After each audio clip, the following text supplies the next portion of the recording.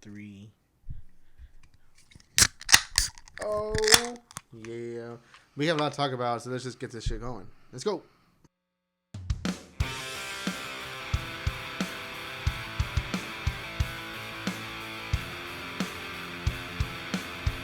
Oh, yeah. Already pouring my beer. We already got the beers flowing. This is Geekin and Drinkin, episode 83? 80 something? 80 something. I don't know. I'll check it right now. But I'm Eddie. I'm Steven. And Ooh, I can smell that one. I already tasted it. And it is, I think it is episode 83. yeah, 83, episode 83. Yeah, so like I said, I know we ourselves, like, we have a lot that we want to talk about, I should say. The time of this recording, we just got back from the brewery. We're feeling a little saucy. You know what I mean? A little saucy. Got a little sauciness. Yeah, I'm feeling good. How are you doing? I'm feeling really good. I'm about to taste this beer.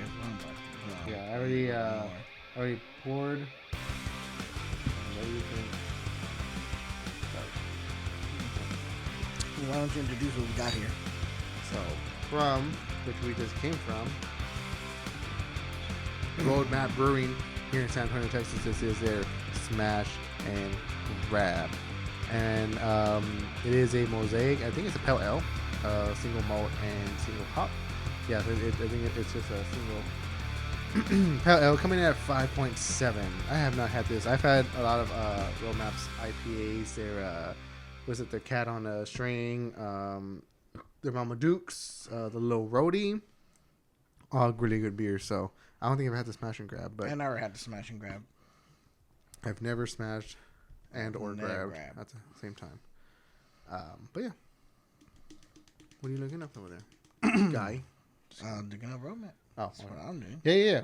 So you guys haven't gone to Roadmap. I mean, we've been going there for a while. It's never been like our go-to brewery, but every time we go, it's always a good time. You know, I know they have their all-time classics like the All Right, which is their Pilsner. They have their What the Hef, which is their Hefeweizen. For the longest time, they've always had their what's it called? The Professor Plum, which is a kettle sour. They didn't have today. Yeah, no, they haven't. I guess they haven't in a while.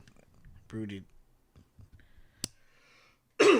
But yeah. So like you were saying, these beers are the Smash and Grab Pale Ale from Roadmap Brewing Co. here in San Antonio, Texas.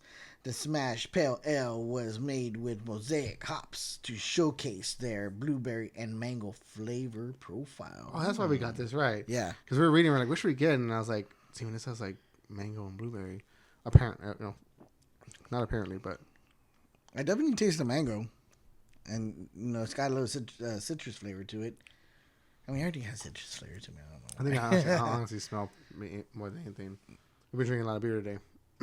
Not a lot of beer. Not a lot of beer. I mean, but we're maybe like 3 or 4, but whatever. But but the craft beers, they're a little higher in alcohol, right? So give us they taste really good. Give us a fucking break. Come on, come on. They're really good. Yeah. Anyway. It's just like, dude, whatevs, bro. Just get off my back already. All right. So I've had 2 of them and already buzzed. Leave me alone. Jeez. Leave me alone, Jesus. Right, it was an IPA. It was an episode here, okay? Right, it was an 8%er, bro. It was an 8%er. Jeez, Jesus Christ. It's like, whatevs, bro. What's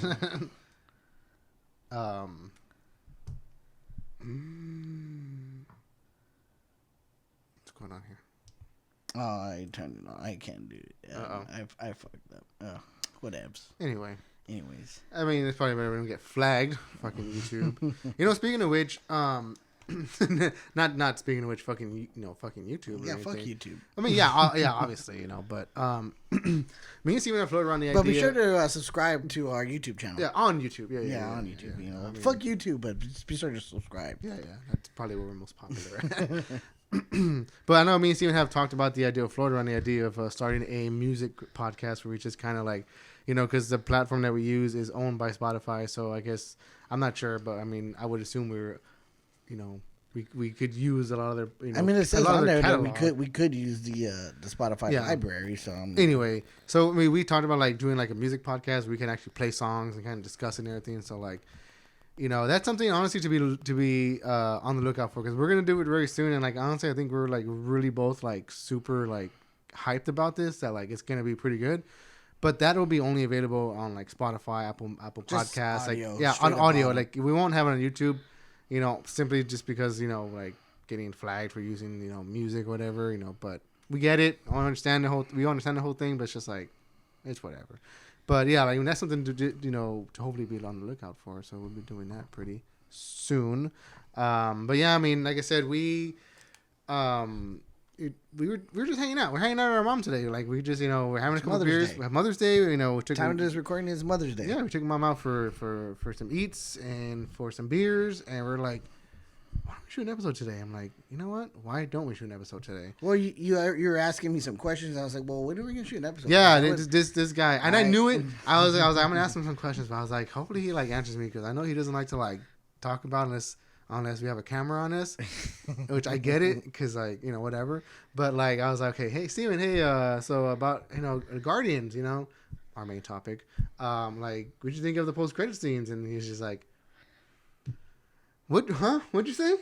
I was like, that's the scenes, the post credit scenes. He was like, so when are we gonna record? I was like, okay, all right, I get it. Nah, but yeah, so that's honestly what we're gonna be talking about.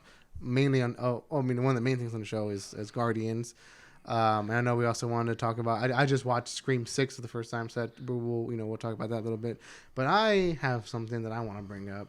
Obviously, I think the past 2 episodes I mentioned to you that like me and Julie have been watching the Star Wars, the Skywalker saga from beginning to end. From episode 4, the original trilogy, to the prequels, and then to the sequels.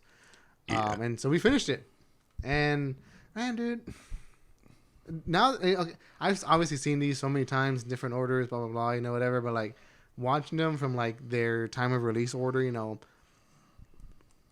I have to say, all right, like, first of all, the sequel. I think we could all maybe agree on this. The sequel trilogy is trash. Like, if there is, I mean, there were some shining moments, and I guess the best movie in that would be The Force Awakens, but yeah, I mean, altogether, it's just like, it's a mess. So there's that. The original trilogy is good. I love Empire Strikes Back. I think it's really awesome. Return of the Jedi, okay, like, honestly, the thing that gets me is the whole Ewoks. Like, I just can't with those things. And the first one, honestly, like, I don't like it. I don't like it. A New Hope? A New Hope, I don't like it. I don't know. It just, I love Empire Strikes Back. Empire Strikes Back is a huge step up from, A New Hope. And then you get the prequels. And the reason I say that for that is because, like, I love the prequels. Well, that's what you grew up with. I love the prequels. I mean, technically, that's what I grew up with. Oh, no, they're terrible. That's what I grew up with, too, is the prequels. I mean, at first, they were, people would, like, talk down on them and gave a lot of shit to them. And, poor Natalie Portman, she's, like, kind of, I don't know what, embarrassed with I mean, bit, and or something like, I would never show my kids these movies kind of thing, but like, and honestly, it makes sense. Like, it's not, a lot of people was like, but after watching the 3 newest ones, I'm like, prequels are better. Yeah, why? But also too, like, okay, this is where I'm trying to get at with this whole conversation is that like, we finished this whole quote unquote Skywalker saga. A New Hope introduces Luke Skywalker.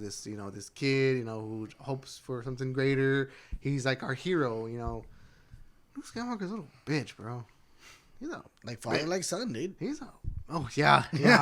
You know what? Too, because like they really highlight Anakin's like whiny behavior. And so, like, when in A New Hope, when you see Luke Skywalker, like, I wanted to go to Tashi, to Tashi Station and shop for some power converters. Like, you fucking nerd, dude. Like, shut up. Like, oh, you're so annoying. So, like, that, and now you know how I feel about Tobey Maguire. Oh boy.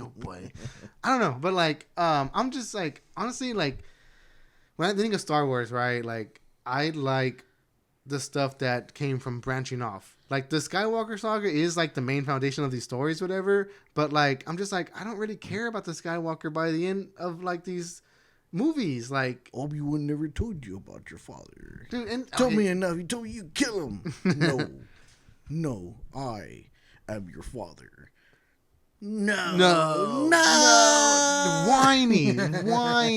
Oh, like go to your just like stop being a little bitch, bro. Like anyway, I know it's played up in the movies, blah, blah, whatever, but like like with Star Wars, like the stuff that branched out, and the reason why I think the prequels are like really good is because like there's a lot of stuff that branched out from those movies. We get the Clone Wars, which were introduced in Attack of the Clones, and we get a whole like 7-season fucking animated show that like is beloved to this day, and then off of Clone Wars we get Rebels that spun off of that, and then like somewhere around the line, Rogue One was inspired off of A New Hope, but like that was branched off or something.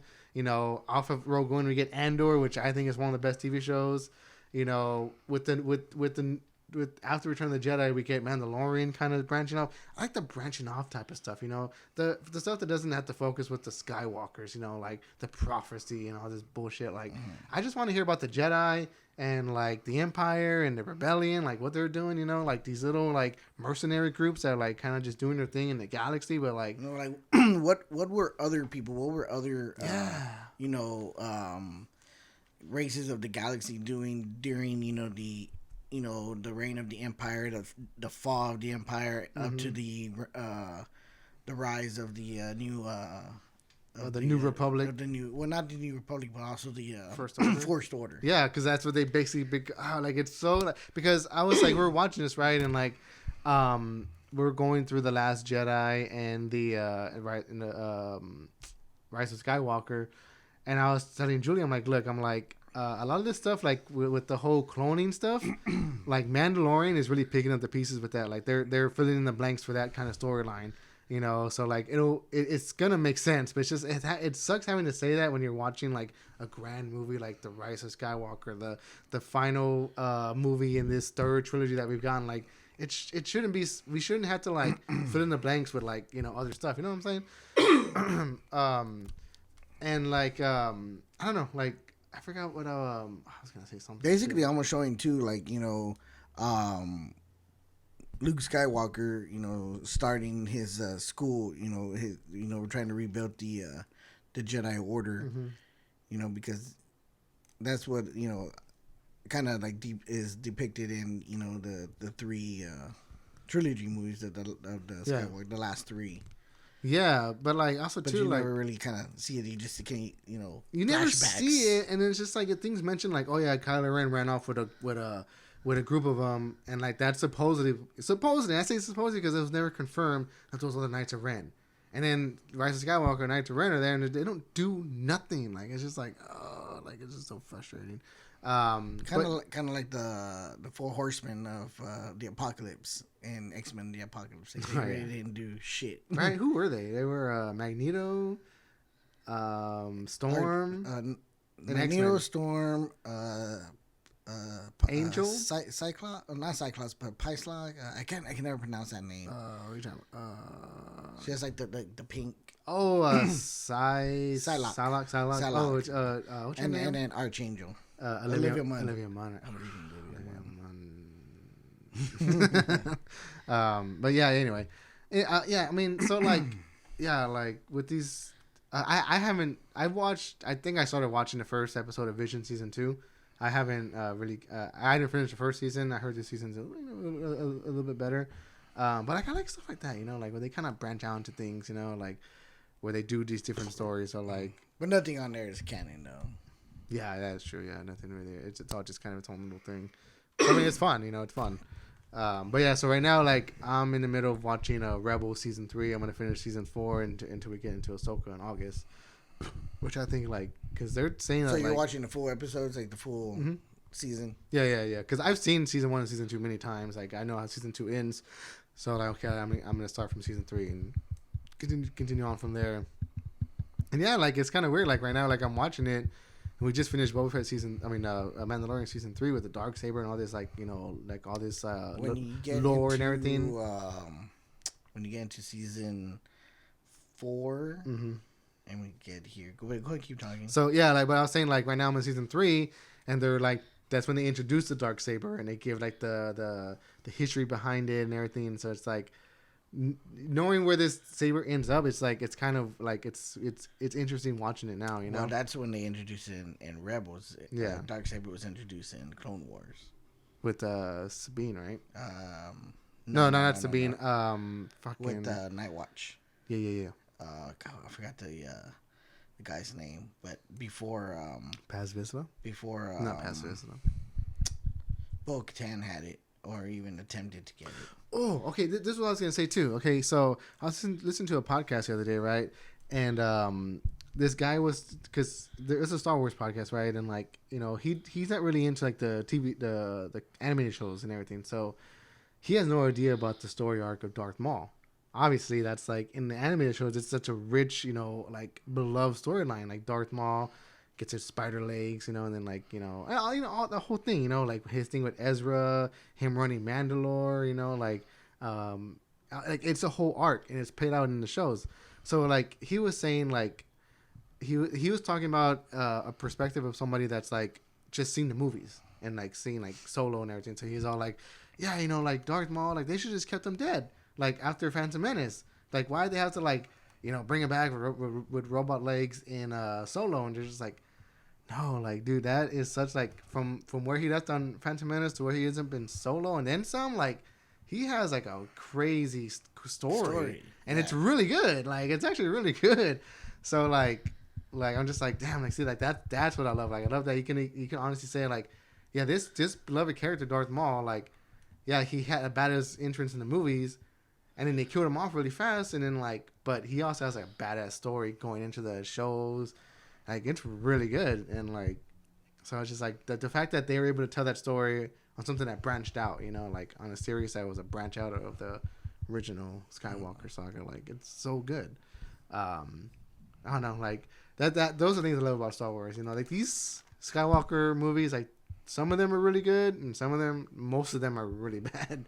So it's just like. At the same time, Tim, just like it's just always revolved around one family, just Skywalker. Well, yeah. I mean, that's why it's called the Skywalker Saga. But anyway, so yeah, when you get to Rebels season 4, episode 10, Jedi Knight, let's talk.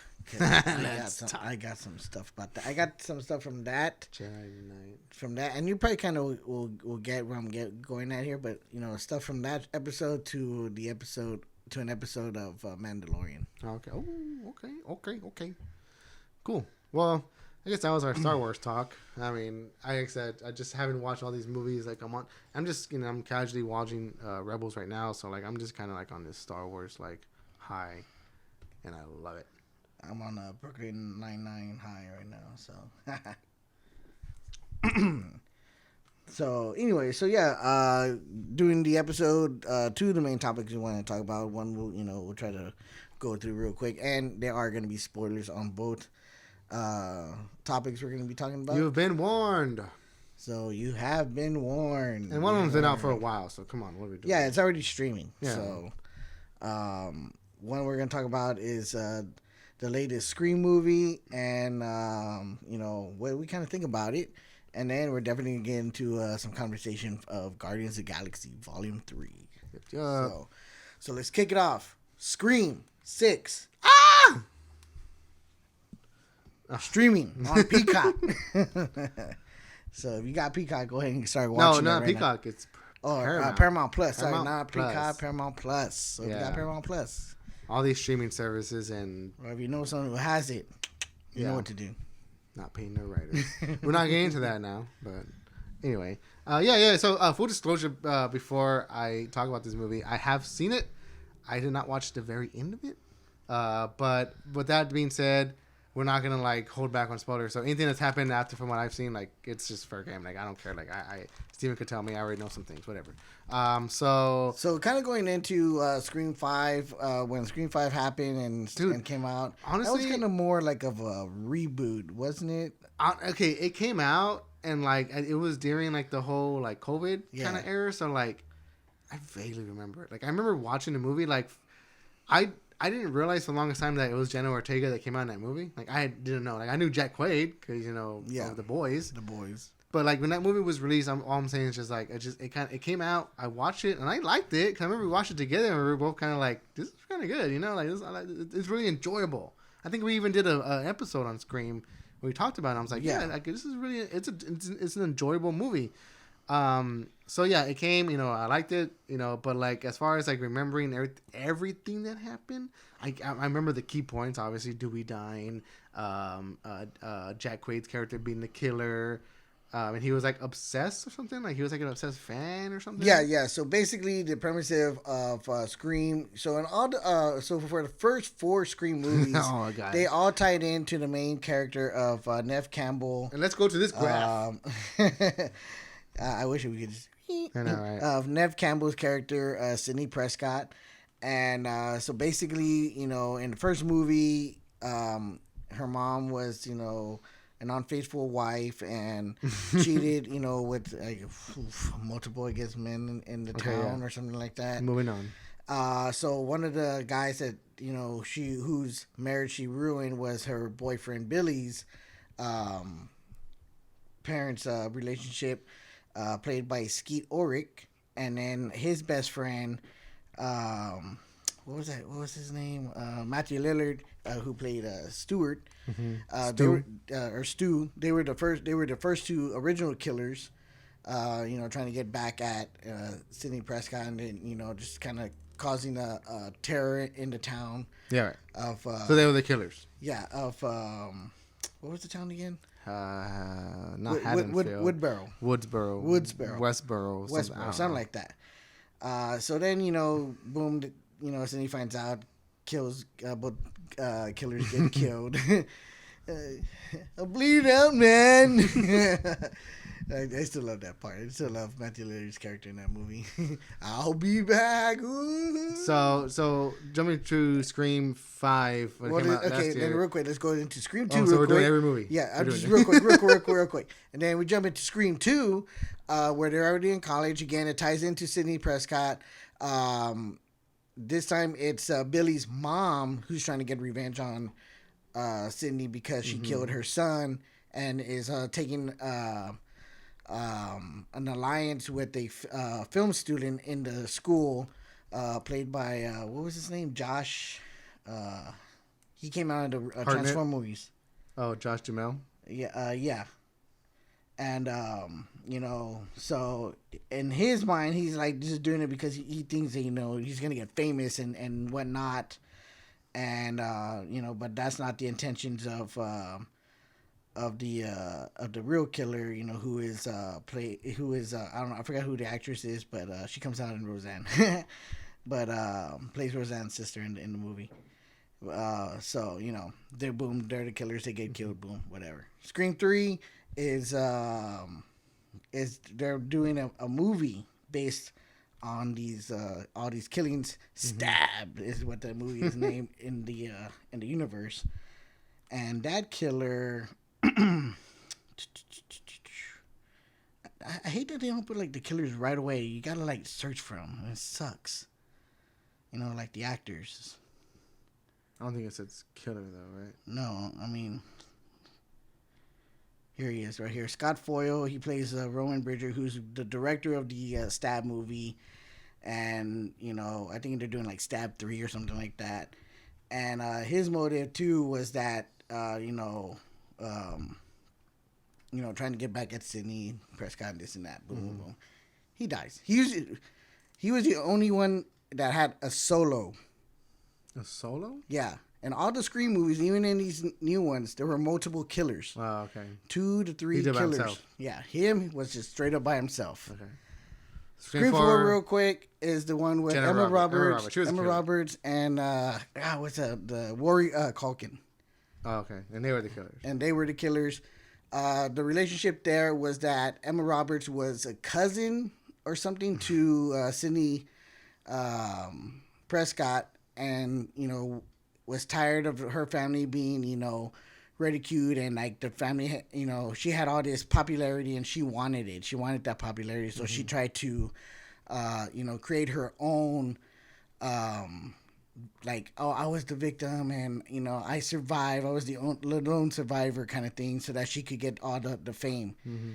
And now when she almost kills Sydney, but Sydney ends up living, and then boom, she dies. So there. Scream 5. Scream 5 is just basically fanatics. Yeah, just fans just copycatting the killings. Copycatting killings who were just, deeply into this universe of the Ghostface.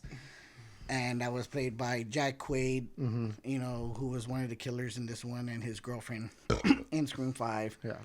And then, and then the backstory for this main character, played by Melissa Barrera, is that her dad is actually Billy. Billy, the original killer. One of the original killers in the whole storyline. So if you're all confused or not, go watch all the Scream movies. Just go watch them. Yeah. If Steven's run down the whole movies didn't explain it to you, go watch the movies. Yeah. So she's kind of like what do you say? Like she sees her dad. Like, in the movies, like, she sees her dad, but, like, she's like, no, I'm not like you, blah, blah, blah, kind of thing. But she is a killer. And Jenna Ortega is also her sister. So, like, that's like her half-sister? Or, so she was adopted, right? Like, not Jenna Ortega, the original girl.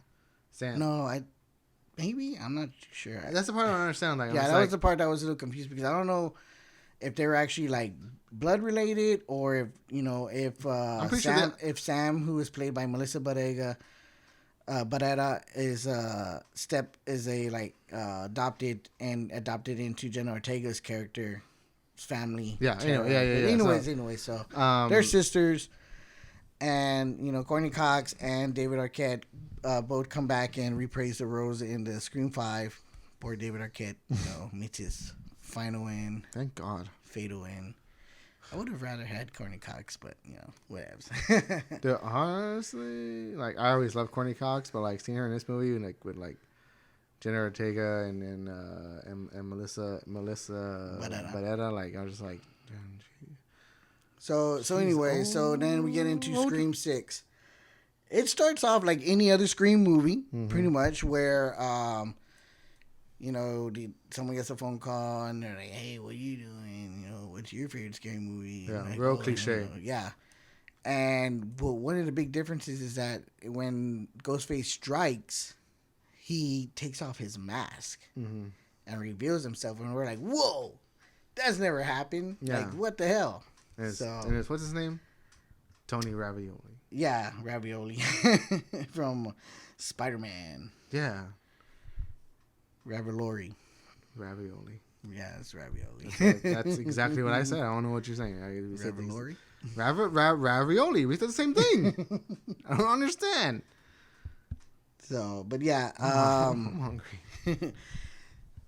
That was a shock. I was like, oh shit, he's in this movie? I'm like... Yeah, I didn't even, I don't even know if I ever saw a trailer for this one. You know what's funny is that like when I first saw his face, I was like, oh, that's the dude from that movie. Not Spider-Man. Obviously, he's him from Spider-Man, but the other one where he was like, where he traveled with somebody. You've seen it. Yeah. Because they drink Shiner in a place or something. No, they drink Alamo beer. Oh, yeah. And it's with Jason, I can never pronounce his last name, from The League, who plays Ralphie. Oh, Jason Mantzoukas. Yeah. Yeah.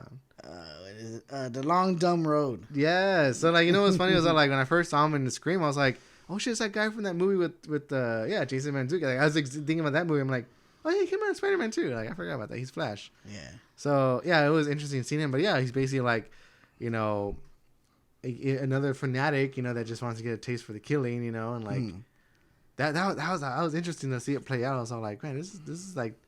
He's going home, like he's in college. He even calls his friend and tells him about the killing he just did. His roommate, like they're both like fanatics, and then like he even sees Tara, which is Jenna Ortega's character. I'm just like, oh shit, like, and so you think like he's gonna have like a bigger role in the movie, and then like it just takes a turn where like now the actual Ghostface is after him. Because he even asked about the sister too. Hey, is your sister gonna come out? Yeah. And she's like, don't count on it, kind of thing.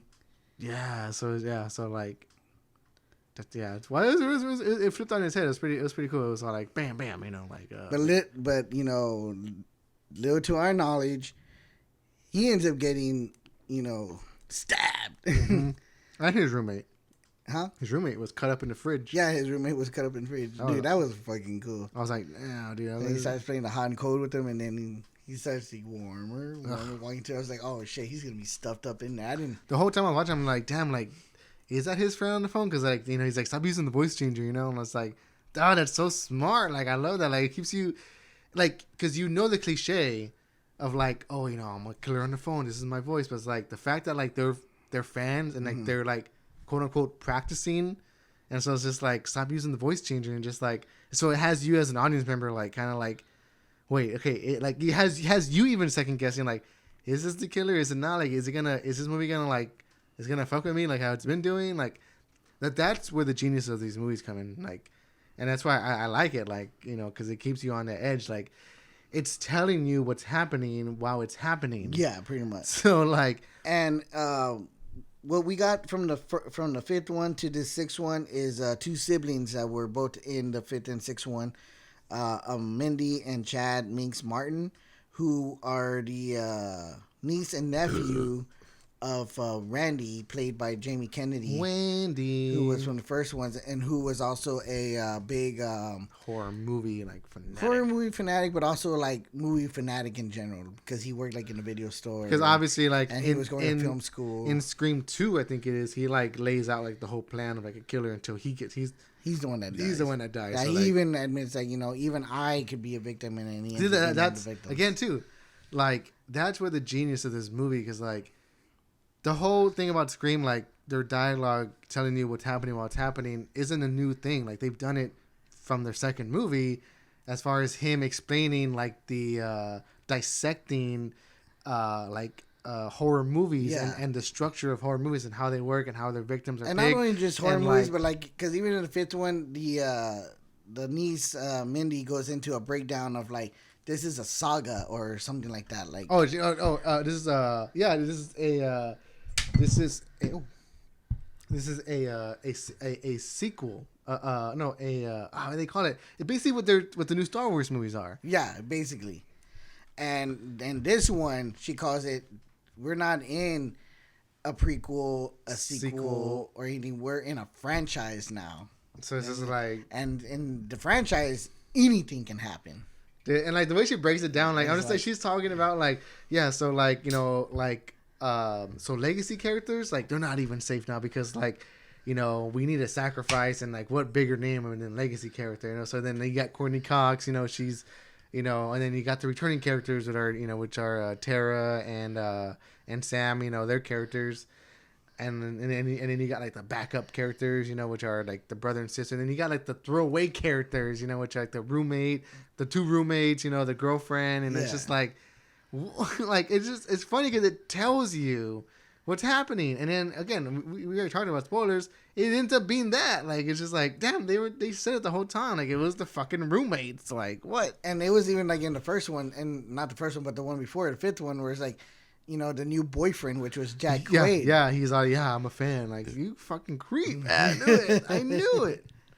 That's honestly like where I think the beauty in these movies, like, these as camp, like, I guess maybe someone could call it campy, but as like, I'm trying to say, like, as repetitive as sometimes it might feel, as far as the Ghostface, like, as like the cliches that they use. Yeah. As much as they use them, like. They still found ways to make it work, to make these even Scream 5 and 6. I mean, come on, like, even though these are like slasher movies, they also make you think like, dude, this is almost like a detective movie. Yeah, you're like thinking, and then you start second guessing. And also at the same time, like moving it from a small town to New York, like that was creepy. And the fact that like he just goes and kills a bunch of bitches at a shop, I'm like, whoa, like this guy is crazy. Yeah. It was really interesting. I really liked it. Like I was like, damn, this, like I really liked this. Like I could have used less of like the whole like her scene, Billy, like his reflection or whatever. Yeah, like, yeah. I could have done a little more less of that because like, yeah, I could see what they're going for now. Like, and with the way things are going in my mind, if this is my prediction of anything, I'm not this. I'm trying to sound smart. I really am, but like. if they keep going with this route, like with Sam's character, like she's a daughter of the original killer. She's gone through one movie, survived one killer. She's gone through another movie, survived another killer. We're saying the third movie, like, now she's gonna kill her because she just, she went batshit crazy. Like we all expected it to happen, So like that'll be like, oh shit, she's actually the killer. Or even Jenna Ortega, like she could be. I mean, come on, she's a big name. Yeah, it'd be cool to see her be. I was just, like and these fucking movies, like they're awesome. What I liked about this one was that they were definitely bringing back all the like old killers, trying to, how did they get their DNA? Yeah, and then we get introduced to the Ghostface Batcave kind of museum. thing. Dude. I saw that. I'm just like, this is exactly what we're getting in the Flash, like with the Batman. Like, it's like, but it's like all different ghost faces, they're all different masks. Like, she's all like, that's the knife I was stabbed with. Yeah. I'm like, what? What? It's funny, like that. Those part of the movies, like it just like it made me laugh. It was like, this is ridiculous, but like it makes a lot of sense. Like this is really good. It's good stuff. The twist was good. I liked it. Very entertaining. Really good. The gore on it, wasn't as bad as, some movies, but it was there. Dude, when did Ghostface start like stabbing and going up? Like this dude's like stabbing and like just slicing through like people now. Like, when did he ever do that? Yeah. He's always just just wipe it with his. That was also funny too. Like the two killers were there in the theater and they start they start stabbing fucking Chad and he's all like brave and he's like, go, and she's stabbing him. And then like they both look up and both of them simultaneously like, I'm like, oh, yeah, that was fucking badass. Yeah, that's pretty cool. And this is why I think maybe Sam and Tara are related because she's at one point she's hanging off out of a balcony. Tara is, and Sam's holding her, and she's Tara, who's played by Jenna Ortega, is telling Sam to let her go, just trust me.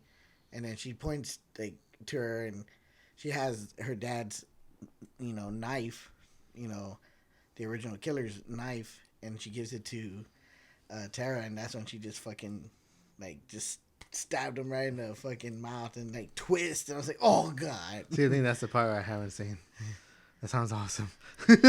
How did you not see that part? I honestly, because I was watching it and like when they showed the two killers, like those the two kids. I said spoilers, so I know, no. Honestly, I'm not even mad. I'm just saying, like, because the other thing too that you got spoiled too was that, and again, if you have not seen this, go watch it before you start hearing this review. Yeah, and that in the movies, Chad and his sister Mindy both got stabbed, and like I thought they died, but they didn't. Yeah. So I was like, that's okay. That's honestly, I like to hear that. And especially the way that Chad got stabbed. Dude, that dude was like, like DP. You know what I'm saying? Yeah. You know what I'm saying? Yeah. See, you know what I'm saying? Yes. I know what you're saying. I love Dr. Pepper. So great. So crispy.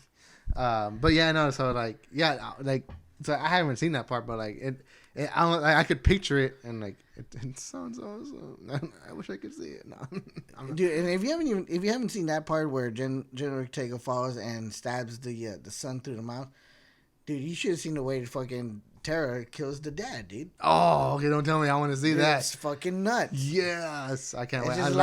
It's just like she hits all the points, dude. Like, you know what I'm gonna do? Like, he's just all like, oh. You know what I'm gonna do? As soon as we finish this episode, I'm gonna go downstairs. I'm gonna put that up. I'm like, all right, we're gonna sit down and watch it together. Yeah, hell yeah.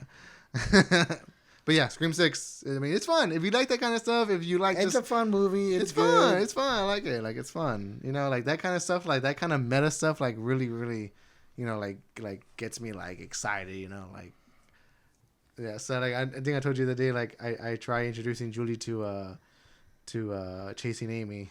It didn't work out. That's an old movie. It's not for everybody. What was it, 98, 97? It's pretty old. I definitely 90s. Yeah, no. Or early 2000s. Nah, it's 90. Oh, we'll find out. Bet. I'm going to say 98. What do you say? I'm saying... What do you say? Don't... Let me see. Because when I first saw it... No, I'm trying to think. Don't be doing math. I'm going to go 2001, 2002. Okay. I'm going to win, for sure. Oh, god damn. 97? 97. What's up, baby? Right? 97, though? Like, that movie's pretty good, though. Alright, whatevs. Yeah. So, alright, let's get to our main topic here. And again, spoilers. If you haven't seen it, turn it off. Go to the movies. Go watch this. Don't fart. Respect others in the theater. What? And take you some tissues. God damn, bro. Guardians of the Good Galaxy Lord. Volume 3. What? What's going on? What? Go get talking. I don't know what's going on. So me and Steven have both seen Guardians of the Galaxy Volume 3. Steven's fresh off seeing it.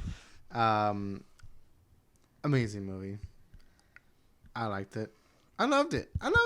And honestly, like, watching this movie, so this is the first Guardians movie that I've seen in theaters. Thought you went with this. I didn't see Guardians 2 in the theater. I saw it. I remember I watched it. No, not 2. I thought you went to go watch the first one. Oh, no, one. definitely not. I saw that one first time at your old house when Elijah was a baby. Who went with me to go watch? That wasn't me. That wasn't me. So yeah, but honestly too, like, and the reason I can say that, like, I don't know. Okay, what I'm gonna say, so basically, is that, like, I also didn't watch any of the Ant-Man movies in theaters except for 3. And walking out of Ant-Man, I did not feel the same way I did walking out of this movie. Like, I walked out of this movie with a huge smile on my face, my heart warm, my eyes a little wet. It's a beautiful movie, and I really, really, like, just enjoyed seeing these characters. I'm not necessarily sure what's gonna happen next. I could maybe take a guess, but, like, it was nice seeing what we did see, and yeah, super sad.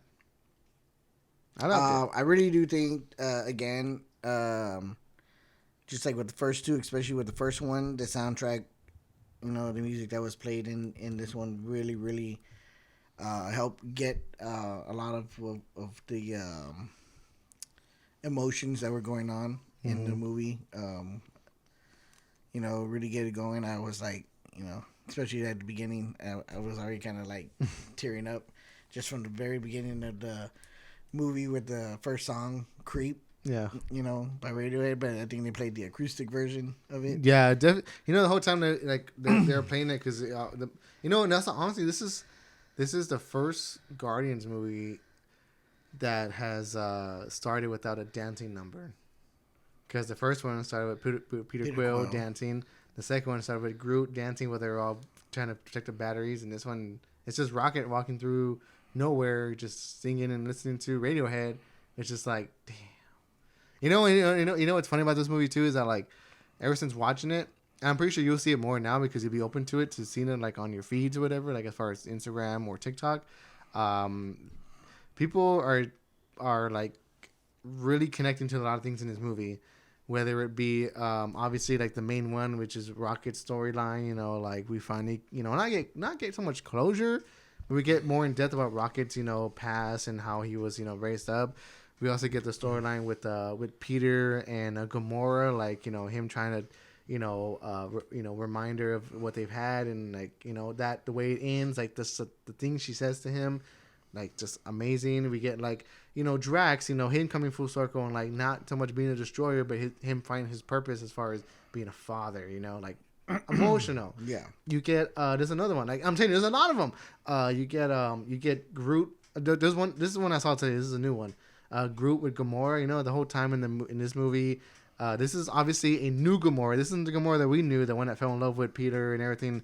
This is a new one from Endgame that came in, and who becomes a Ravager. Yeah, becomes a Ravager. So you get this storyline, you get Gamora and Groot, because the whole time in this one, she does not understand Groot at all, right? Like, she just doesn't understand him, and she's always like, how do you know what he's saying? And at the end, like, she finally understands what he's saying, but also too, like, you got to look at it in Groot's perspective. Like, back in Guardians 2, Groot, in Guardians 1, obviously Groot died, and so this new little one is his baby. It's not the same Groot. It's a baby. So he grew up with Gamora, and Gamora always took care of him. She would always, like, pick him up and everything. So it was, like, basically like his mom. Yeah. So it's like, like that too, And you just get other stuff too, like Nebula, Mantis, just a lot of different little things that people connect to. Yeah, because if you haven't seen the Christmas special of Guardians of the Galaxy, in that one of the big things in that one that we find out is that Mantis and Peter are brother and sister of Ego from Ego. Yeah, And honestly, like that didn't really do much for this story. I mean, Well, I mean, they kind of mention it, because like she's talking about like family, like how why didn't you ever go back to see if your family was still right? around and Yeah. stuff like that? And he tells her because you're the only family I need, and that you're my family, and that's all I need. I will say though, I've been in this movie like knowing like the behind the scenes and stuff. Like and as far as like obviously this is James Gunn's last Guardians movie because he's gonna be going to DC. I mean, he's already at DC, doing his stuff. Um, Dave Bautista has already openly said like he's not open right now. He's closing the chapter on Drax. He doesn't want to come back and do it. Zoe Saldana also saying too like she's done with Gamora. She doesn't want to come back. Well, I've heard two things. I've heard that she's done with her, but not entirely that that she won't I think give like up on the character. I think it's more of like they're done playing a full movie of them. Yeah. But they're open to like if you need me for a cameo, I guess I'll do that. Mantis. I don't think she's necessarily said anything, but like I haven't heard anything. But from she's her. like a real like diehard James Gunn guy, James Gunn person. So like so it's kind of clear like just like like Dave Bautista, yeah, she's just gonna go to Dave said that he's ready for the phone call from James Gunn if he needs DC, needs him in the DC movies. Yeah, which we know, and then I mean. And obviously, we heard nothing from Bradley Cooper or Vin Diesel. Like Vin Diesel. Well, I kind of heard Bradley Cooper that there's a possibility that he may be done with voicing Rocket, but I mean, dude, it's just a voice. He's done the very minimal. And talk about very minimal, Vin Diesel. Oh, like come on, you record your lines 10 years ago. What are we talking about? Like you're like all your lines. He's just been getting paid at this point. Yeah, because the one that was playing the actual like. Movement for Sean Gunn, for Rocket and Groot, right? Was it Groot too? No, I think that's something else. But mainly Rocket. Mainly Rocket was Sean Gunn, which is James Gunn's brother. And obviously he's gonna be back in Weasel as Weasel, whatever whatever they do. Mm-hmm. He's gonna have a role in DC. It's just weird going into this movie. Chris Pratt, I didn't hear anything from him. So like again, with spoilers, post credit, like they saying like.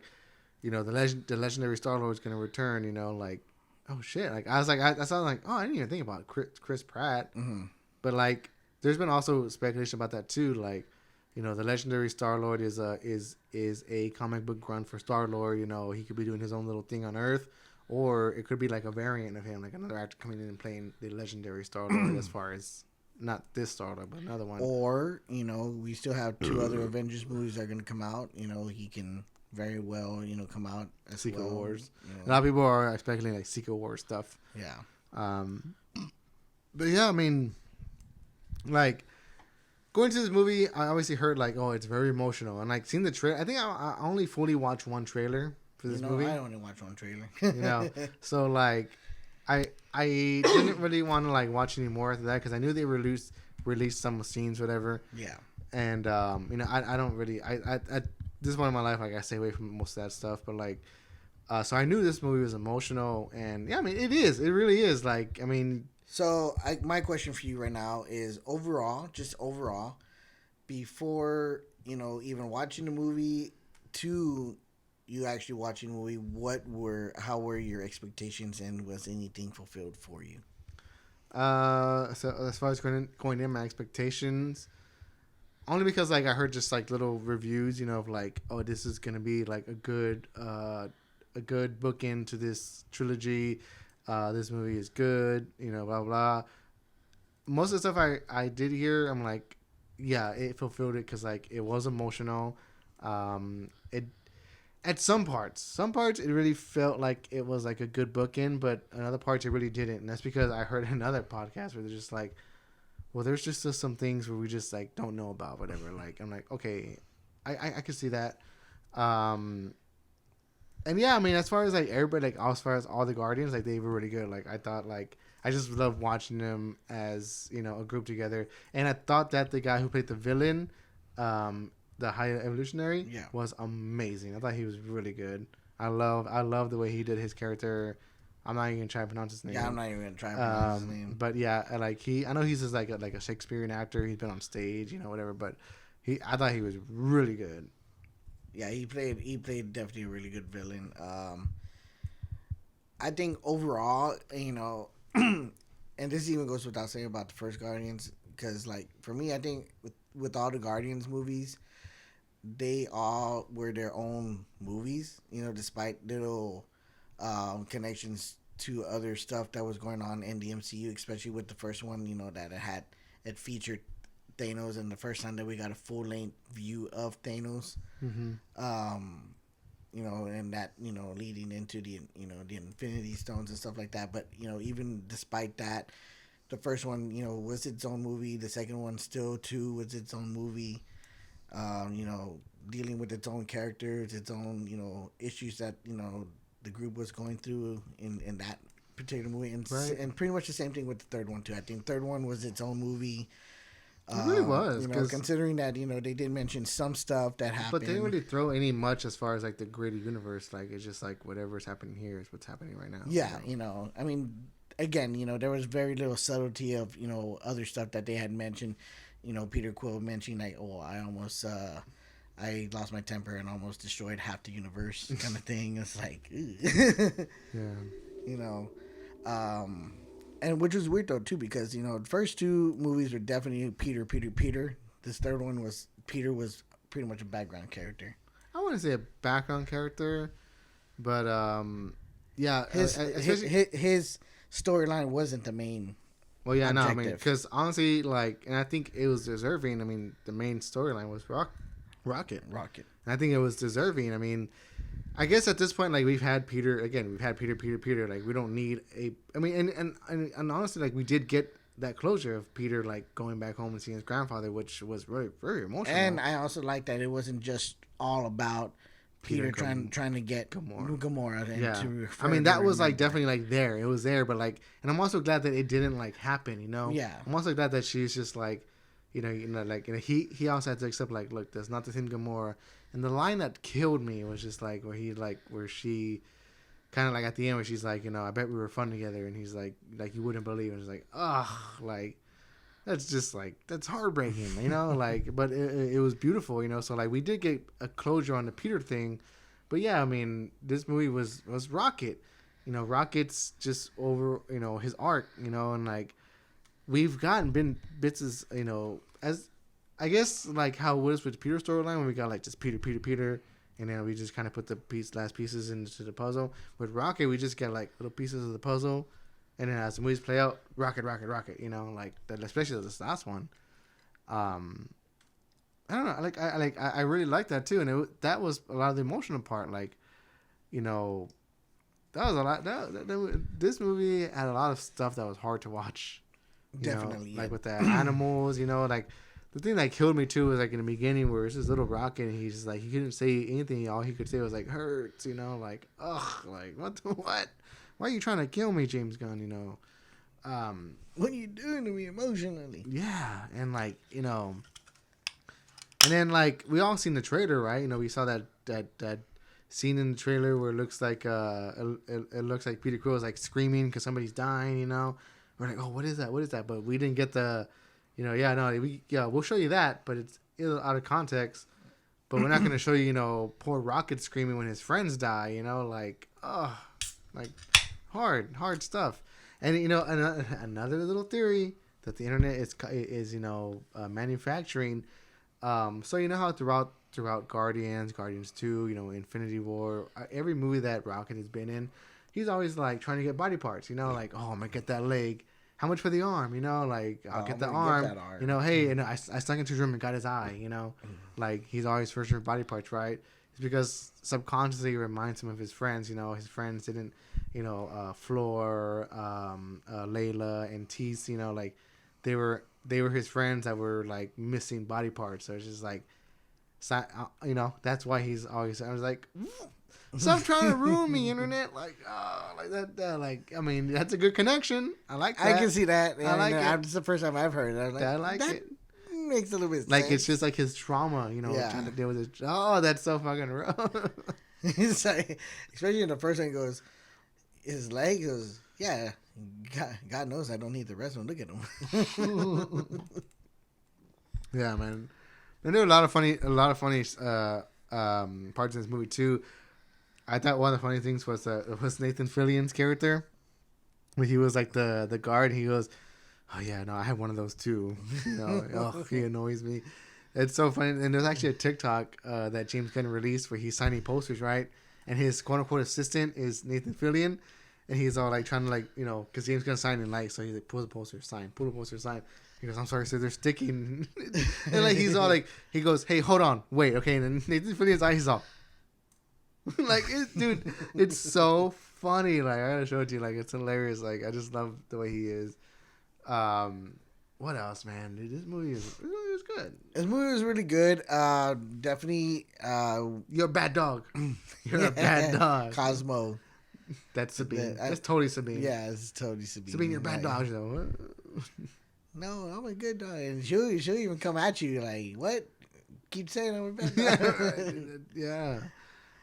But and I like the fact that they actually utilized that character, because like a lot of people thinking like, oh, it's just a character in the movie. Like, no, that's an actual big character in the comics too. Cosmo. Cosmo. Yeah.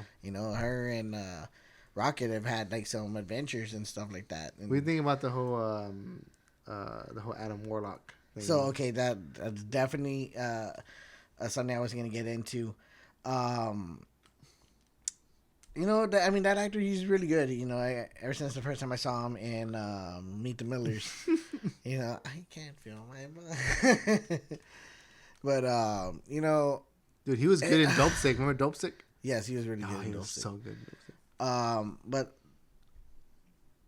definitely an underwhelming character, Warlock. Adam Warlock.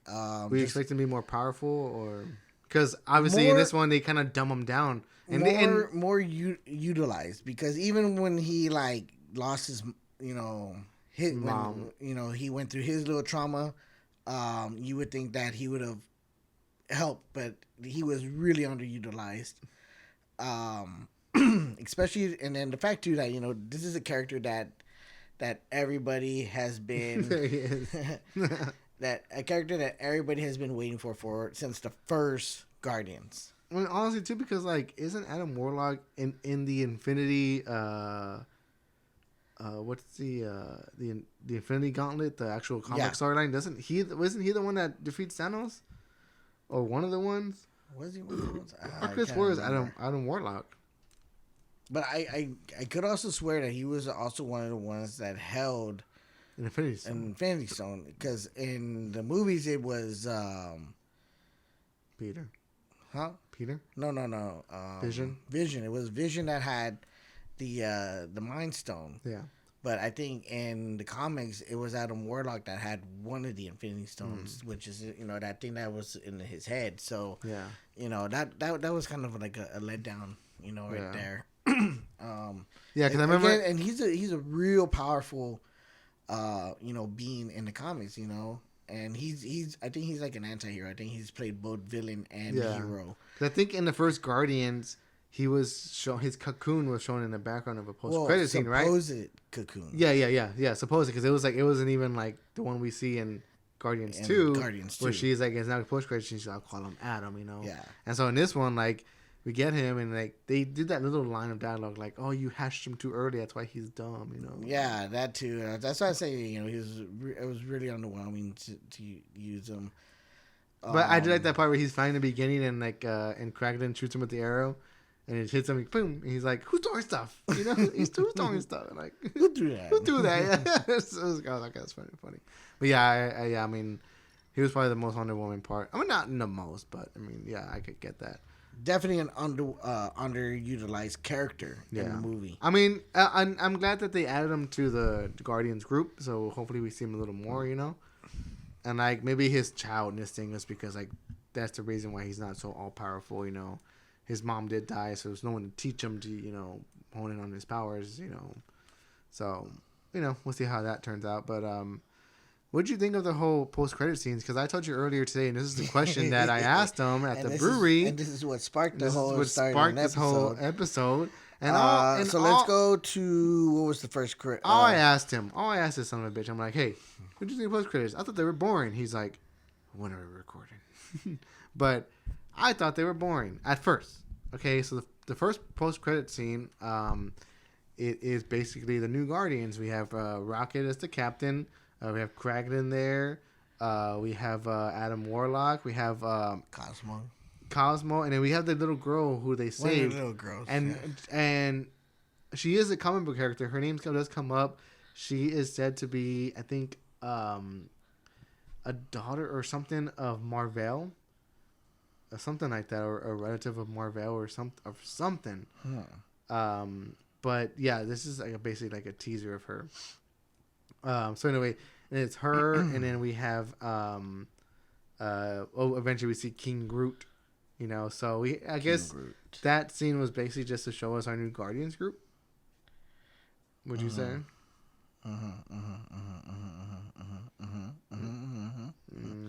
Okay. Yeah. Okay. So that was pretty cool. Because finally it's Captain Rocket. Yeah. And just a little go back too, because he finds out that he is a raccoon, because he's always talking about, like, I'm not a raccoon. What is a raccoon? Or what, something that always kind of grinds my gears. Okay, so like these people, like, everybody in the Guardians, they call them a trash panda. They call them rodent. They call them what does they call them? A rabbit. Thor calls them rabbit. They call them a badger. They call them a squirrel. I think they call them all sorts of names. How the fuck do these space people know everything, all those, but they don't know raccoon? I think Peter Quill calls him a raccoon, and Rocket's like, I'm not a raccoon. Yeah, he's like, what's a raccoon? Yeah, I get that. But then, like, obviously it comes full circle in this movie, because he sees, a bunch of little raccoons. And it says code name raccoon. That's the part that made me tear up. I'm like, oh, because he starts tearing up. I'm like, oh, this little raccoon's crying. And then, like, he carries the raccoons out, and he's like, I'm Rocket, like, Rocket Raccoon. I'm like, fuck yeah, hell yeah. Hell, we finally fucking get it. Hell got it. Yeah, baby. Yeah, so now he's the captain, because obviously Peter resigned. And, yeah, so what do you think of that scene, the post-credit? Yeah, like you said, we get what Sean's Gunn's mid-credit, you could Sean's say. Gunn's Kraglin, Adam Warlock, the little girl Cosmo, and then King Groot. And they're like, why are we doing this again? It's like, because other people can't defend themselves, and this and that. And it's funny though too, because like they're just there talking about the music and stuff like that, their favorite songs and stuff. And you see these other species in the background, crying and like scared and whatnot. And then you see what they are scared of, because they're like, oh well, guess it's time to go to work. So. To be honest with you, I like that end credit scene. I thought it was cool. My only grief with it, and I know where they were going with it, was like when they were talking about the songs, and why they liked them, or what it was that got their attention to them, and then Rocket goes, well, this is always one that's always gotten I forgot what it says, but like my attention or something like that, or that means a lot to me. And then he plays the one from the first movie. Yeah. Hooked on the feeling? No, not that one. No, not that one. Anyway, he plays that one, so like it's kind of a a callback. Yeah. Here I figured it out right now. I think the band was called Redbone. Yeah, Redbone. Yeah, I bet you search Redbone, the first thing that's come up is gonna be that song. Here you go, Redbone. Come and get your love, obviously. Come and get your love. Yeah. Obviously that's the song that Peter plays when he's doing his little dance number in the first Guardians. Yeah. So I guess that comes full circle. Yeah. My only grief with that one is that Rocket never heard that. Supposedly Rocket's never heard that song. In my opinion. That was Peter Quill in his headphones. Yeah, I guess as far as like we've never seen Rocket actually physically listen to that song, but I'm pretty sure. I mean, look how much he's gone through the Zune. Like he listens to his music. So as far as the second post credit scene, we get Peter Quill. I would have more rathered him. I'm sorry, but I would have more rathered him played "Ain't No Mountain High Enough," because that one was the song that Peter played when he got his Volume 2 cassette. Yeah, that's the end of the first one, right? Yeah. So yeah, the second post credit scene, was basically just because at the end of the movie, get Peter reunited with his grandfather. I thought that was really sweet too, because his grandfather just automatically recognizes him. He knows it, so probably they're hugging. And then we just get them at the table, and then they're just talking about helping the neighbor mow his lawn or something. There's he's reading a newspaper, and it talks about like Kevin Bacon being abducted. So I don't know if that's like referencing the Christmas special one, or if it's something else. But then it just cuts to white, not black, white, and in black text it says it doesn't say the Guardians will return. It says the legendary Star-Lord will return. So, I mean, at first, like watching that post-credit scene, what did you think about it? And then like kind of like thinking about it, like what did you actually really think about it? It was a little awkward for me because it's like, in the movie we get where Peter goes into the house and then, asks for his grandfather and he thinks he had the wrong house, but then his grandfather's actually there. It was the nurse.